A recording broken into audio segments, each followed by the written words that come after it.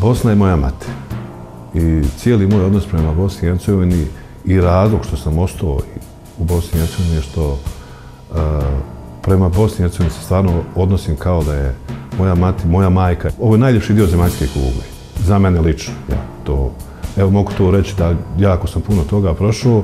Za mene je ovo najljepši dio svijeta. Imamo ljudi koji su napravili svjetske rezultate. I ja volim da se hvalim tome da su oni Bosanci.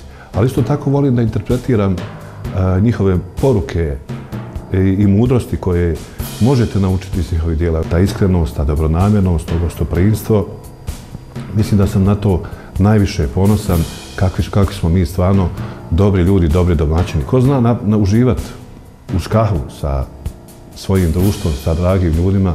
Znači, ko zna uživati u onim najobičnijim svakodnevnim životnim stvarima, time što dijeli vrijeme i prostor sa ljudima koji mu nešto znače i koje voli, ja mislim da se u tome krije sreća.